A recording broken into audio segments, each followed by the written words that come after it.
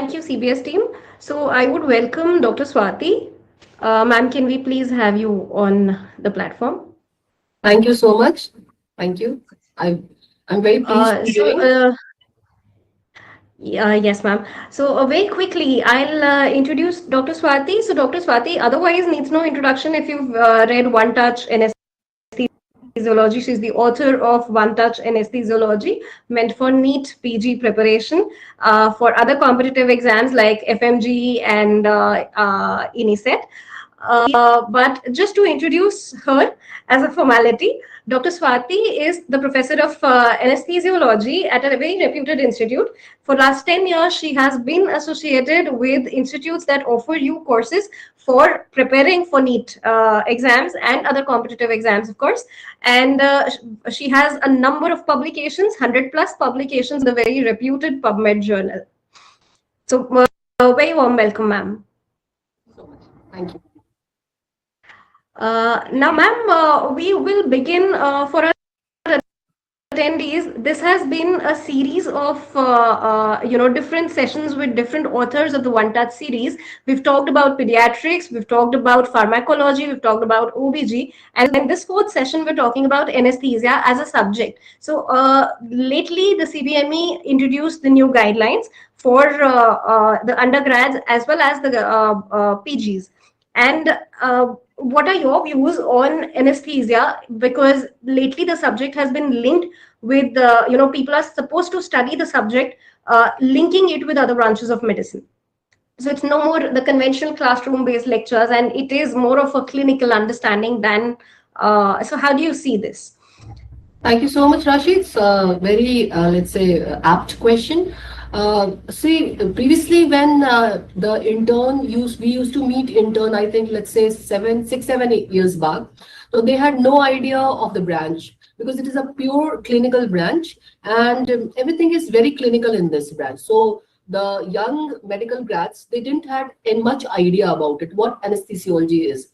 So the latest, the integrated course offered by by our NMC is very apt in making the undergrads understand the importance of the branch. Anesthesiology requires a very comprehensive knowledge of most of the branch because we perform whatever procedures, clinical procedures we perform, in that there is a very much change in the physiology of the body. So if we don't know the knowledge of the physiology, now it would be very difficult and very dangerous to give anesthesia. Same thing I would say with anatomy. If we don't have knowledge of anatomy, so many different blocks and regional anesthesia and the procedures we do, that would not be possible. And since the competence-based integrated learning has integrated anesthesia from very first year itself, that the students are visiting the OTs, they are seeing what exactly is anesthesia offering. So from very beginning, they will have an idea what are the important things that they have to stress on and what exactly is the importance of the branch. And I must say one thing, that previously it was not very much, students were not very much exposed to anesthesia. So they didn't have idea about the branch. This branch is something which requires a basic MBBS knowledge is also required. MBBS also requires the knowledge of this branch because, a lot of things which we teach in anesthesia, like airway management and let's say monitoring of the patient, that is required at MBBS level itself. So the, let's say, exposure of the branch to very young medical grads would do a lot of benefit and would help them in deciding what exactly they are looking for as a branch in future also. So yeah, this is a very good move by the let's say the competency based integrated learning is a very good move, I must say. Ma'am, when we talk about people who are preparing for competitive exams, because August is coming soon and we are approaching the NEET PG exam. So how does, the lately laid down guidelines, they affect those who are preparing for these exams? So how far is this kind of integration important for people who are preparing for such exams? Rashi, when we used to see the question, let's say 10 years back, the questions were mostly one-liner, and the questions were mostly direct question. But if you see the questions today, the questions are integrated question. The questions incorporate the knowledge of different branch, and a clinical question has been asked. Like for example, if from let's say in exam they're asking about a particular nerve block or particular procedure like cricothyroidotomy, for example, I'm saying, then you need a knowledge of anatomy to solve that question with anesthesia. So this integration would give them an idea. And plus, I would not only say for the competitive exam, it is very beneficial, no doubt. They will understand it in a much better way, and the chances of making mistake will reduce because they have a, let's say, they have a knowledge of the different branch, and by their integrated knowledge they have come to that answer. So they basically they have, it is not something that we are just let's say memorizing.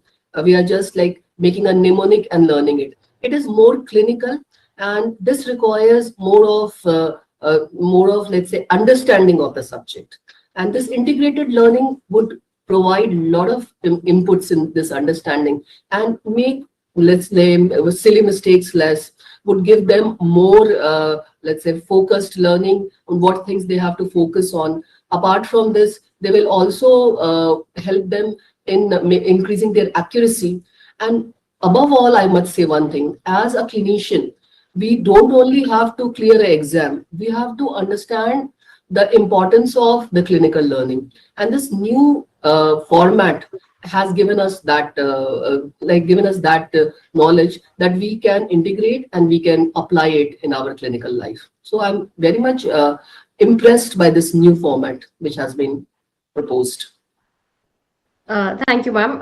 Now, when we come to the crux of this whole session, so far we've been talking about the core subjects that form, that are difficult to comprehend for students, and anesthesia is, of course, one of them. So, coming down to the strategies that a student, must follow when he is preparing for anesthesia, preparing this subject for such competitive exams. So what could be some strategies that a student would that must follow?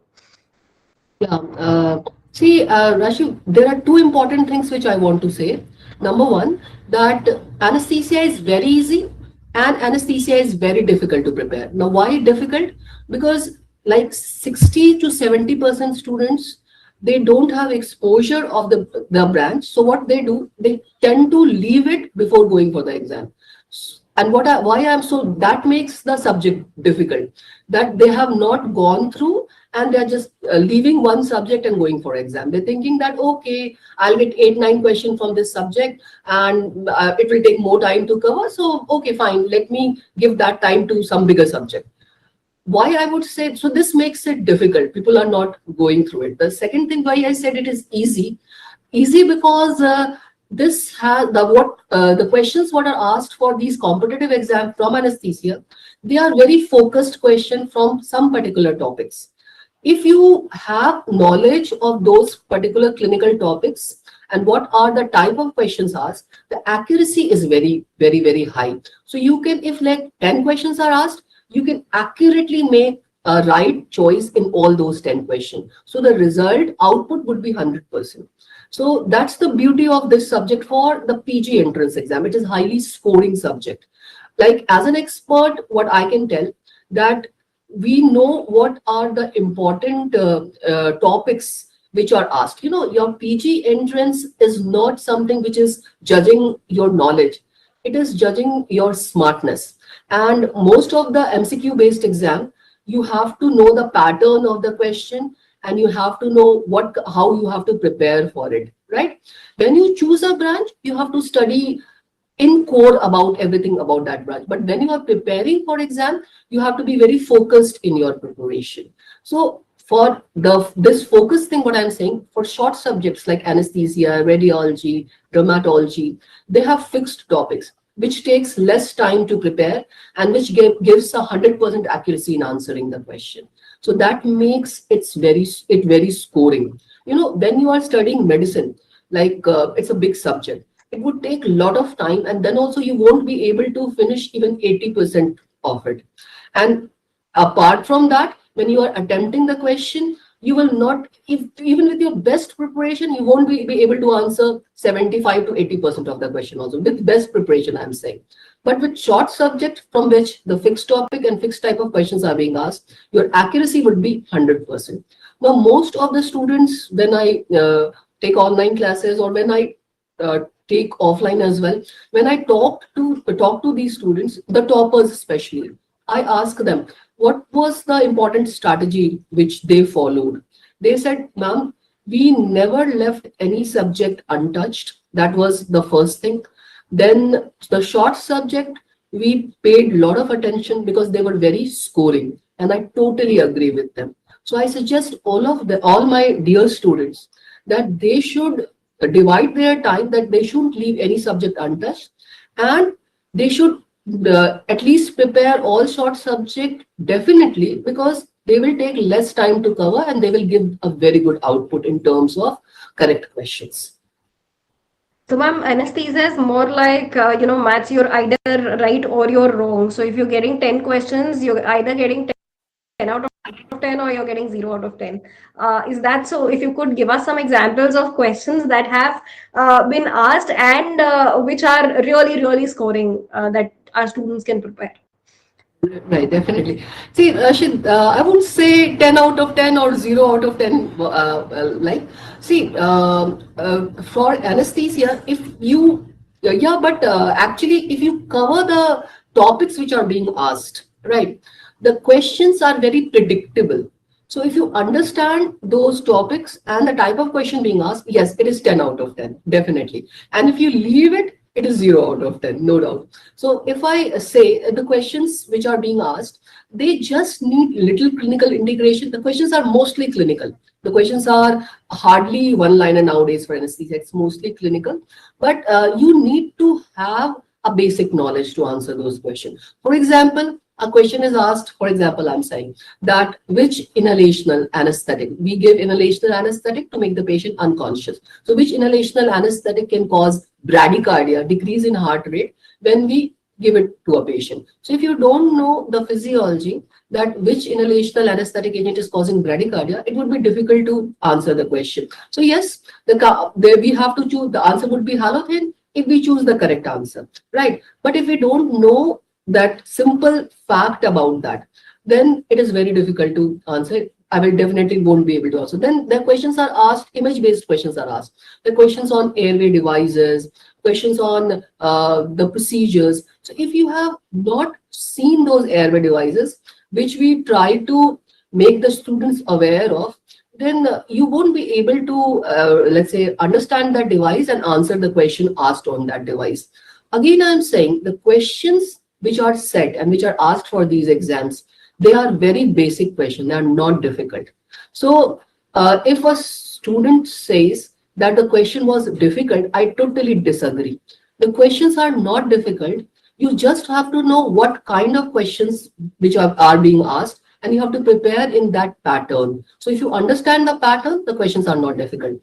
If I take the last 5 to 10 years, 5 years, let's say, 10 years would be too long, 5 years, the type of question which are being asked in anesthesia, I can write 10 topics on which repeatedly the questions are being asked. There is no 11th topic.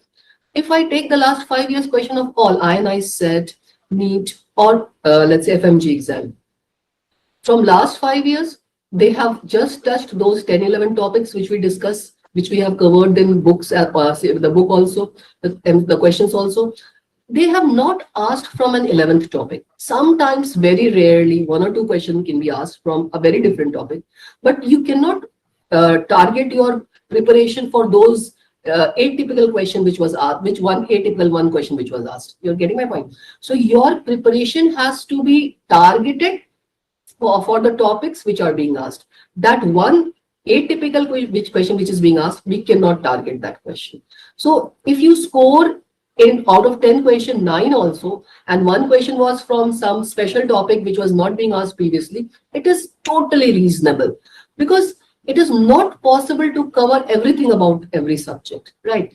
But that is a benefit for short subject, is that in short subject, mostly the questions are from the topics. Because, you know, anesthesia, students don't have a very, let's say, it is not like medicine that they have a full, too much exposure of the subject. So if they start asking difficult question from atypical topics, it would be very difficult for the students to ask. So the questions which are set, they are set with something which with the thing kept in mind that students can answer those questions. So when student says, ma'am, question was difficult, I say, no, question was not difficult. The question has been set with an intention that you can answer that question, right? So very basic questions are asked, and in anesthesia, very basic questions are asked. If as an MBBS graduate, you need to have that basic knowledge, right? And with your basic knowledge, easily you can solve that question. So, ma'am, this brings us back to the latest CBME guidelines where, you know, two subjects are being integrated because an MBBS graduate is expected to have the fundamental knowledge of all the subjects and to be able to apply all of that knowledge to one question to be able to answer that question. Particularly in anesthesia, because physiology is also important, anatomy is also important. And now simultaneously, because you were talking about you know, the questions being predictable, so that brings me to the next question of PYQs, because every student, we've talked about this in another sessions with other subjects also, that how far are PYQs important when we go back to the previous year questions, how predictable you know, the paper becomes, or how similar the questions are. So how to use the PYQs to the maximum benefit for preparing. See, Rashi, what I would say that when I tell the students to solve the question, I say you have to go from minimum to maximum. Whatever minimum which you have to cover, you please cover it. And then when you have time, go for more, broaden your horizon more. So minimum what we need to cover is PYQs. And PYQs and PYTs, previous year question and previous year topics. If you have a very good control on these PYQs and PYTs, I mean 19% question you will easily solve, which are asked in paper from all the let's say subjects. So I say, especially for anesthesia, I can comment on this, that PYQs are very important. Most of the questions are asked from PYQs and PYTs. And when I say PYQ and your competency on solving PYQs, I want and I expect from the student 100% accuracy. So for PYQs, you need to have 100% accuracy, not even 99.9% accuracy. You need 100%. If you are 100% accurate on PYQs, then you broaden your horizon, try to solve more questions, and what you will notice that if you have a good control over PYQs, and then the other similar kind of questions are being asked to you, right? You will be able to answer them also with more accuracy, right? And for anesthesia especially, I tell to the student when they say that, ma'am, I don't have time to cover the entire subject. Then I say, okay, well, I can't help in that if you are saying you don't have time. Though I say, divide your time properly and give every subject a required time, right? Divided according to their weightage in exam. But let's say if you are saying I don't have time, I take it on the face value that you don't have time. Okay, then just solve the PYQs. If you just solve the PYQs also of last 5 years, and by PYQs I mean the NEET questions, the INI set twice which is held in the year, and NEET FMGE which is twice held. All these 3 exams, the last 5 years PYQs, just solve this, sees the PYQ related PYTs, especially from books like your One Touch Anesthesia and all, and you are done with anesthesia. This is like minimum, and this is also enough for giving you a good strike rate in anesthesia, right? So yeah, anesthesia is a pretty easy subject to prepare for these exams, because they are they are touching the PYQs, they are not broadening their horizon. Thank God for that. Because if they will start asking a lot of clinical questions, definitely it will become difficult because it's a pure clinical branch and students, the MBBS students have a very little exposure of this branch. Now that, ma'am, when you've mentioned the One Touch anesthesiology book, could you please talk about your book? Because I'm sure there are the latest PYQs have been attached with this book, and the students get a lot of exposure to the last 10 years papers. So how far is this book going to be good for their preparations? See, Rashif, when I started studying anesthesia, when I took my books of anesthesia, it was like 10 books and even more than 10 books. And the book, the volume and it was thickness was more than even Harrison. For PG entrance exam, what we do, we try to, let's say, sort out the important topics which are being asked and make it so crisp that student can cover it in a very short time. And that is what we have done in One Touch Anesthesia. But we have made the subjects, the PYTs, the topics which are being asked in a very crisp manner so that it can be easily covered, touching all the latest PYQs. Now, PYQs has specially been prepared by, let's say, inputs from the student by me, so that the accuracy is very good. A wrong answer is not there. We have taken a lot of care not to give a wrong answer, which I see in a lot of online platforms also. When the students solve the question, the answers are incorrect. No, we have tried to make it accurate, because accuracy is something which is very important. And we have tried to cover all the PYQs and the related content, and little I have broadened the horizon that what extra can be asked on that topic. Just one step I have moved forward. When I say to the students that when you are preparing for a PYQs, what do I mean? See that PYQ, that what you are understanding that or that PYQ or not, go one step behind and move one step forward. Like if something has been asked on the pathophysiology or something, go for one step behind, think about its etiology and think about its management as well. So that would cover your question 100%. And that is what we have done in One Touch Anesthesia.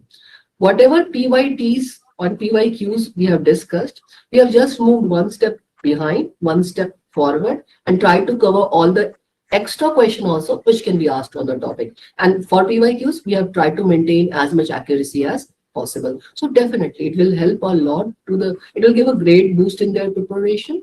And I hope it solves their problem of anesthesia as a subject for exam. Definitely, ma'am. So for all the attendees, we have a small gift here. We're offering the One Touch Anesthesiology book by Dr. Swati at 40% off. May I please request the team to give them the coupon? The coupon will be displayed on your screens. You can go right away to our website www.cbspd.com and redeem this coupon code. So for all the anesthesia enthusiasts, please go ahead and get a copy.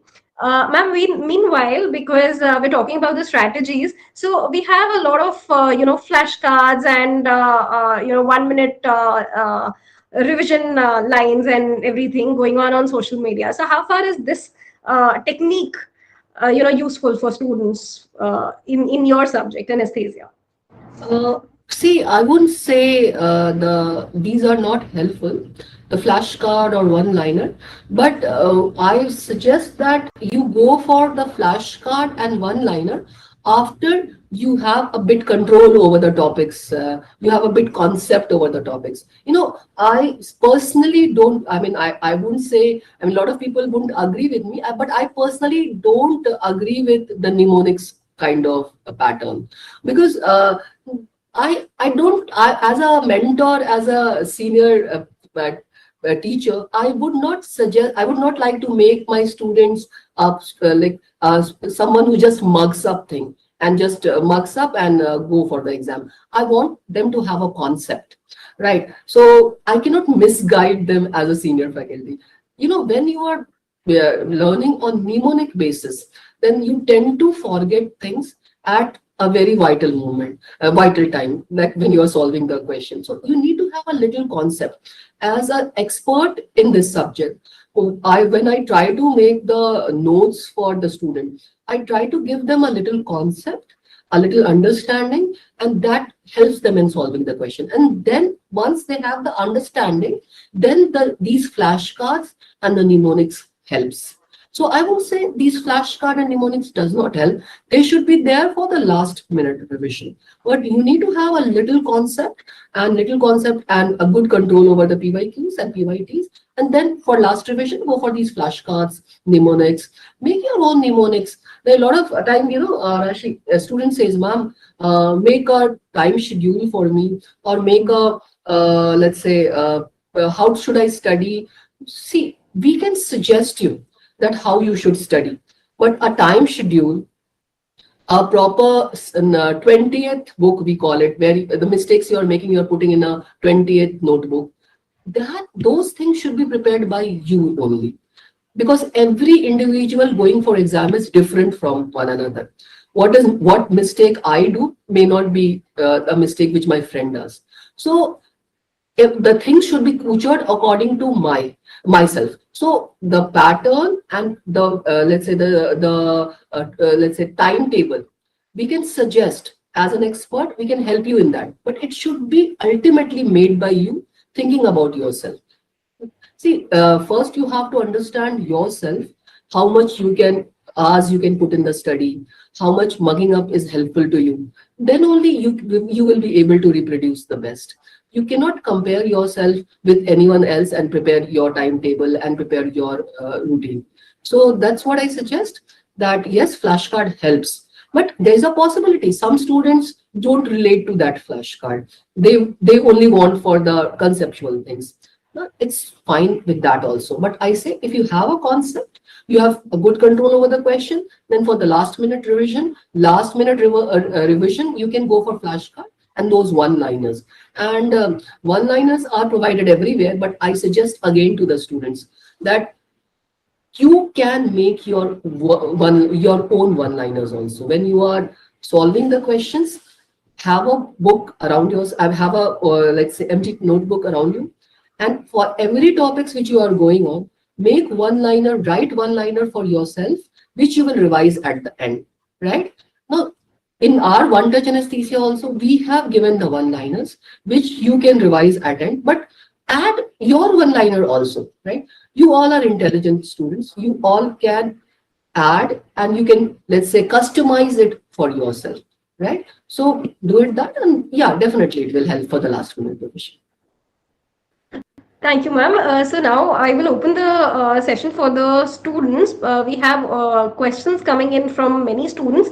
So the first question is by Nitya Sharma. What are the most important drug mechanisms in anesthesia that students should remember? Nice question, Nitya. See, Nitya, for anesthesia, the drug part, the most important thing is that how you should identify which drug belongs to which group. Now, the basic question asked on the drug is that which drug belongs to which group. Like, for example, I will just put one question, that which of the following is inhalational hypnotics. Then they give 4 options with group of drug in every option, and you just have to identify which is inhalational hypnotics. So you have to be aware which drug belongs to which group. So this is the first thing which is very common. The next thing which is asked, mode of action of the drug. Now, mode of action of all the drugs definitely is one of the basic questions which are asked in exam. So inhalational anesthetic, your intravenous anesthetic, your neuromuscular blocking agent, local anesthetic, opioids, their mode of action you have to be aware of. And those are just kind of one-liner question, that on which receptor it is acting, which part of the brain, which neurotransmitter it is acting. So yes, for all the drugs of anesthesia, mode of action and their classification is most important, right? Then in One Touch also, what we have done, we have tabulated these things for an easy memorize, let's say easy remembrance. Thank you, ma'am. So, Nitya, I hope you've got your answer there. Then next we have a question from Ananya Singh. What are the most commonly asked questions related to airway management in anesthesia? Well, Ananya, I must say that even if you were not going to ask me about this topic, airway management, I would myself have told you that airway management is the most important topic of anesthesia, most important clinical topic of anesthesia being asked. And in airway management, basic air, what is being asked is about basic airway management, that there are which we discuss some maneuvers and some devices which we use to open the airway, and advanced airway management, in which three important things are asked: the supraglottic airway device, the infraglottic, that is endotracheal tubes, and surgical airways. If you have a basic understanding of these devices and the surgical airways, the clinical question based on these devices can be easily also solved. So yes, the questions are being asked on supraglottic airway device, the different type of endotracheal tubes which comes under infraglottic airway device, and your surgical airway, and of course the basic airway management. Now in airway management also, if you have a concept, right, and you have a pictorial memory of the devices which is being asked in exam. There are few devices which are very commonly being asked in exam, like your igel airway, or your laryngeal mask airway, or your pro-seal laryngeal mask airway. Then these are the questions which are asked on the image based. Now latest, if I say seeing the trend of the question, what I see, surgical airway at present in airway management is very important. They are asking a lot of questions on tracheostomy and cricothyroidotomy, two type of the airway, the surgical airways which we are practicing, right? So just you have to remember one thing, that when a question is asked on emergency surgical airway management, the answer is mostly cricothyroidotomy. And mostly when they ask about the elective, the planned surgical airway management, the question is towards the answer is towards the tracheostomy. So yes, surgical airway, what by seeing the trend of the question, is something which is very commonly being asked in exams nowadays. But I would say airway management is most important topic. Try to see all the images of the airway which has been asked previously and the related airway devices, and try to have a bit concept on this topic. And all the previous, every year there are 2 questions on the airway management. So solve all those questions. It will give you an ample concept to solve any new question being asked on this topic. Thank you, ma'am. So that's your answer, Ananya. And then next we have a question by Sahil. Hi, ma'am. My question is, what are the important emergency drugs used in anesthesia that we must remember for exams? Okay, Sahil, again a very apt question. You know, when I teach anesthesia, or when we have prepared the One Touch Anesthesia also, for anesthetic agents, I never ask the students to remember the doses. It is not asked, right? When you will take anesthesia as a branch, remember the doses. I don't mind. But for exam, the doses are not asked for the core anesthesia drug. But emergency drug which you asked, now there are some emergency drugs very often asked. Their doses are very important. Where in let's say emergency management flow chart, where it is important to give these drugs to the patient. These are very important questions. And if you ask me to pick up the emergency drug, I would say adrenaline is the #1 drug, which is most commonly being asked in exam. In adrenaline, for example, the concentration of the adrenaline, the dose of the adrenaline which we use in cardiac arrest patient, or what are the different uses of adrenaline apart from cardiac arrest, the doses, everything is very important. So ADR is one important drug. The second important drug I would say in emergency emergency drugs is atropine. Atropine is again very commonly asked. Then I would say the third emergency drug, which I would say is which is being asked in exam, is adenosine. Adenosine again is very commonly asked. So adenosine, where we give it, what is the dose? Then amiodarone, which we use in cardiac arrest management patient, is again very important. So if you ask me to pick up some important drug, I would say adrenaline, atropine, adenosine, amiodarone, lignocaine. These are the 5. These are 5 important drugs as an emergency drug which you should prepare for exam. So I hope, Sahil, you've taken note of those drugs that ma'am has enlisted. The next question, ma'am, is by Akhil Sachdeva. Ma'am, how do we differentiate spinal anesthesia and epidural anesthesia? They're going technical. Ma'am, please answer. No, sure.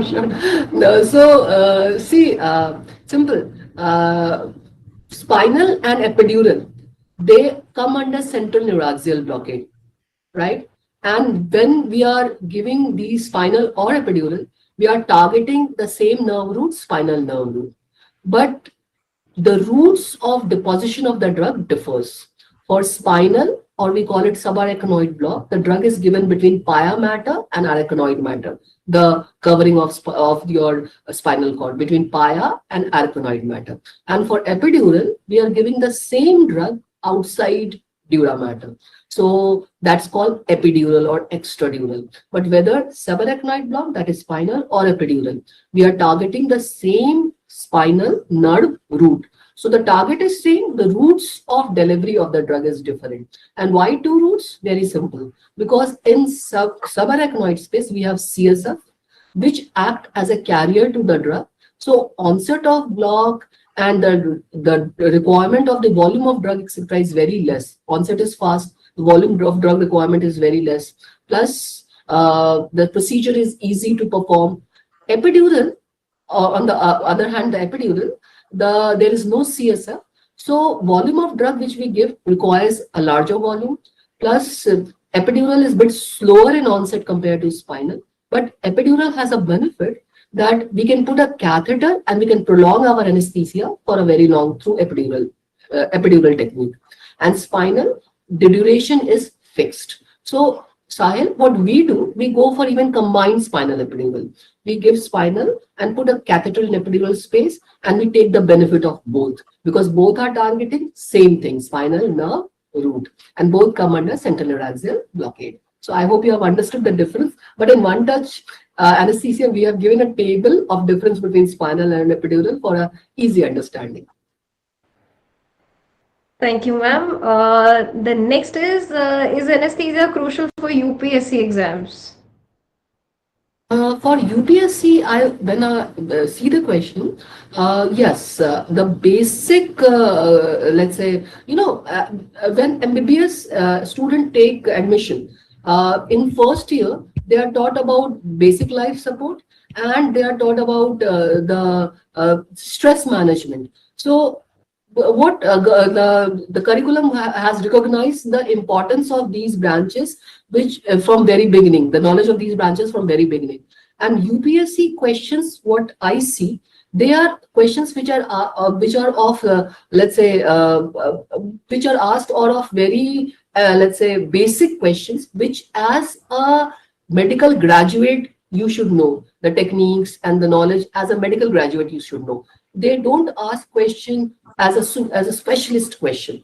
And anesthesia, there are some basic knowledge as a medical graduate you require, like basic airway management, like your again I would say the CPCR, cardiopulmonary cerebral resuscitation, little bit about fluids. When you are working in blocks, when you are working in at the basic level, you need to know about the fluids. So those are the basic topics as an MBBS graduate you have to know, and those are the topics on which I see in UPSC questions are being asked. So yes, again for UPSC exam also, the question level and the question topics are same as the question being asked in NEET PG entrance exam or INI set exam. So you can refer to the same question bank even for the UPSC exam for anesthesia. Ma'am, because another NEET PG we've talked about UPSC now, and because you're also dealing with students appearing for FMGE. So what are the difference in the pattern of NEET PG, FMGE, if you could guide us on that? And any other important topics that you would like to particularly mention here for FMG? See, for anesthesia, I can say that the level of the question, the pattern of the question which I am seeing, it's identical. It's identical for NEET, identical for FMG, and identical for your INI set. I wouldn't say, like for a lot of subject, when I talk to the faculty, they say for the FMG, the level of the question is bit downgraded compared to what is being asked in NEET and your INI set. But same I cannot say for anesthesia. The level of the question, the type of the question, the topic of the question is exactly identical. So there is nothing that we can some special topic for NEET or some special topic for FMG. when I say for anesthesia PYQs, for any student preparing for either NEET or FMG or for INI, I say you have to solve the questions of all these three exams. Then only you will have a good control over PYQs. So there is no difference at all. No difference at all. I cannot delineate a topic for a particular exam. All the topics which are being asked are identical for all three exams. Thank you, ma'am. So coming next to the question by Ishan Kishan. Ma'am, could you please explain the ASA physical status classification system and how it affects anesthesia planning? Well, Ishan, this is the first thing which we teach to our PG when they come, when they join anesthesia. What is the importance of ASA classification? So ASA stands for American Status. The ASA stands, the classification, American Society of Anesthesiologists Physical Status Classification. Now ASA, why do we do this classification? We do this classification because by this classification, we identify the risk associated with surgery. Now, ASA classification is under 6 classification: ASA grade 1, 2, 3, 4, 5, and 6. Now, this is not a uniform classification. The only uniformity in this classification is that from 1 to 2, 2 to 3, 3 to 4, 4 to 5, and 5 to 6, the risk of morbidity and mortality in the patient is increasing. So, it is something by which we are assessing the risk. And how do we assess the risk and how do we do the ASA classification? We do it by assessing the comorbidity and what is the limitation caused by comorbidity. So let's say if a patient comes to me for a particular surgery and he doesn't have any other disease apart from the condition he has come to get operated for, he's a healthy patient. He is ASA grade 1 and the risk associated with surgery is very minimal, 0.1 to 0.2%. Now, then if this patient complains that he is hypertensive or diabetic, but he is on medication and he doesn't have any physical limitation because of these comorbidity, he has a controlled comorbidity, mild to moderate systemic illness, we put him in ASA grade 2. Now he has a little bit more risk of morbidity and mortality than ASA grade 1. Similarly, in ASA grade 3, the patient has a comorbidity and this comorbidity is causing a physical limitation, is limiting his activity. That is moderate to severe systemic illness he has. So definitely his risk from ASA grade 1 and 2 is increasing. And ASA grade 4 is kind of life-threatening comorbidity, right? So gradually from 1 to 2, 2 to 3, 3 to 4, the risk of morbidity and mortality in the patient is increasing. ASA grade 5 is entirely different from 1, 2, 3, 4. ASA grade 5 is the surgery is the only option for survival. The patient in whom if the surgery is not done, the patient will die. And surgery also carries a huge risk. And ASA grade 6 is entirely different from 1, 2, 3, 4, 5. ASA grade 6 is a brain dead patient whom we take for the organ transplantation. So I hope this has clarified your ASA grading and it will also help in solving the question. And again, this is a very important topic. Every year there is one question. And here I just want to add on this platform that there are a few new additions done in ASA. Normal pregnancy has been given ASA grade 2. Pregnancy with mild systemic illness has been kept in ASA grade 2 only. So normal pregnancy and pregnancy with mild systemic illness is ASA grade 2.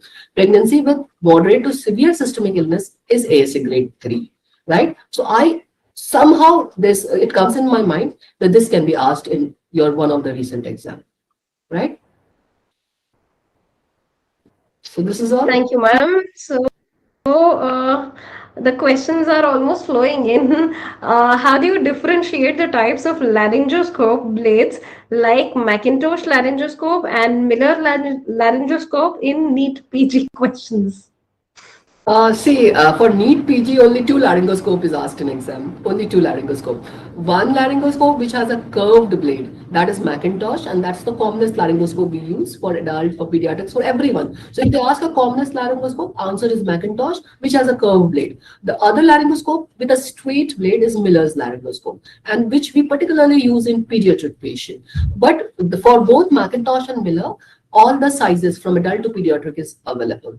Yeah. So for Miller also we have adult size, but Miller laryngoscope, the straight blade laryngoscope, we more commonly use in pediatric. Macintosh laryngoscope, the curved blade laryngoscope is the commonest one which we are using in any age. And we have other language cover also, but those are not important for NEET. So again, take note of that. What is not important is also important for people who are preparing for the exam. Uh, Ma'am, next question is which books or resources would you recommend for anesthesia for NEET PG? Is One Touch enough? I would say for NEET PG, again, as I said in the beginning of this webinar, that the PG entrance exam does not test your knowledge. It tests your smartness, how you are preparing it, and whether you understand the pattern of the exam or not. So One Touch has been, this book has been published by keeping the pattern of these exams in mind. So yes, they are very apt, and I think they cover the PYQs and PYTs. And if PYQs and PYTs are covered, then that much resources are enough for these exams. Thank you, ma'am. So the next is Mithilesh Singh. I am appearing for FMGE in December 2026. Please, ma'am, for FMG, can you give me guidance? So, ma'am, what's your message to him? Well, one thing I want to tell you, and to all the students, that have a roadmap. When you are preparing or targeting something, then if you don't have a plan, then it's a chaos. All right. So first thing before preparing for this exam, make a plan. Now, it is not necessary that the plan which you are making, you can 100% stick to that plan. Little variation will happen. Keeps a scope for that variation also. Accept that variation. Now, variation does not mean that your plan is not working. So first, you should have a roadmap, how you will prepare every subject, how much time you will give on every subject, and work according to, try to stick to that plan as much as possible. So you have for FMG, I think 110, 111 days to exam from now, right? It's kind of 110, 111 days. That is enough for preparing for the exam. So just divide this time in different blocks. For every block, choose 4 subjects which you have to cover. Some subjects can be covered together, like medicine and physiology and pathology can be covered together. For each block, keep 2 short subjects so that you have a little variation, you don't get bored. And whatever stipulated time you have given in that particular block for that particular subject, follow that. But once your time is finished and you are not able to finish the entire course also, go for the next block with the next subject and try to finish the previous one which you were not able to finish little bit by finding little bit time in the second block. But don't keep on giving all your attention and all your time on one subject or 2 subject or 5 subject. By this plan, you will be able to cover all the subject. So have a roadmap, have a plan, and then only you can reach to your destination. Without a plan, it's chaos and nothing else. We also, for most of our targets, have a plan till now, right? So first make a plan for yourself. So thank you, ma'am. As an expert of anesthesia, that goes out, I guess, to all the people who are preparing for any kind of competitive exam, be it NEET PG, be it INI set, or it be FMG or UPSC. So this particular strategy is very important, and it goes out to everybody out there. So, ma'am, I will like to wrap it up here because it's been 1 hour, and ma'am must also be short of time now. So for any other questions, you can write to us and we will have them shared with Dr. Swati, and we will give you the answers coming straight from her. Now, I'd like to wrap this session up with the Megha Kocher's message. Thank you, ma'am, for the insightful webinar. I really enjoyed the session and found it very useful for NEET PG preparation. Then we have other people. Barun Kumar, many thanks, ma'am, for this wonderful session. Thank you, ma'am. You've clarified my doubts. And we were simultaneously live on YouTube, so we have messages coming in there also. So to all the attendees, once again, we're offering 40% off on ma'am's book, One Touch Anesthesia. And please go to the website and you can buy your books. Ma'am, I'll wrap it up here with a very sincere gratitude on behalf of CBS Publishers. Thank you for giving us this time. Thank you, ma'am. you so much. I really enjoyed the session.